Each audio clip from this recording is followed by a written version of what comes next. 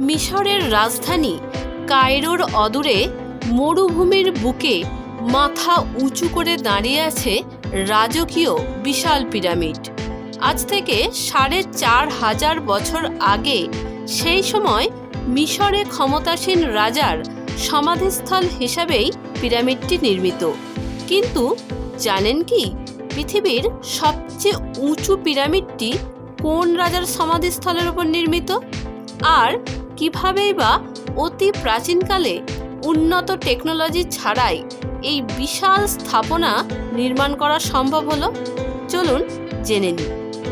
এটিই সেই বিখ্যাত গ্রেট পিরামিড বা খুফুর পিরামিড, যা পৃথিবীর সপ্তম আশ্চর্যের অন্যতম এক আশ্চর্য। এই পিরামিডটির ভিতর মিশরের রাজা খুফুকে সমাধিস্থ করা হয়, যিনি প্রায় ৪,৬০০ বছর আগে ৩ দশকের জন্য মিশর শাসন করেছিলেন।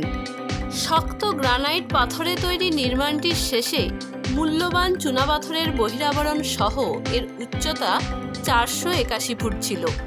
আজ থেকে অতকাল আগে উন্নত প্রযুক্তি ছাড়া শুধুমাত্র পেশি শক্তির সাহায্যেই স্থাপনাটি নির্মিত হয়েছিল।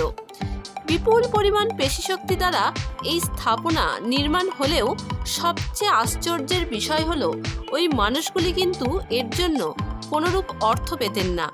তারা শুধুমাত্র থাকা খাওয়ার বিনিময়েই কাজ করতেন।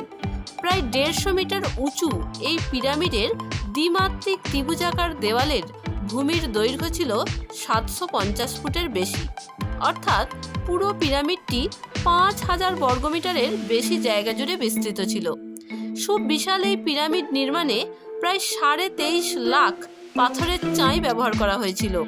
এই পাথরখণ্ডগুলি আসোয়ানের খনি থেকে নীল নদের মাধ্যমে বড় বজরা নৌকো করে সমাধিস্থলে আনা হতো। এভাবে মোট ৮,০০০ মেট্রিক টন পাথর আনা হয়েছিল।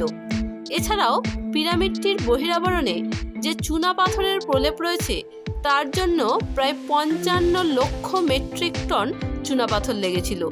আর এই সমগ্র নির্মাণ কার্যটি সম্পূর্ণ করতে প্রায় ২ দশকের বেশি সময় লেগে গিয়েছিল।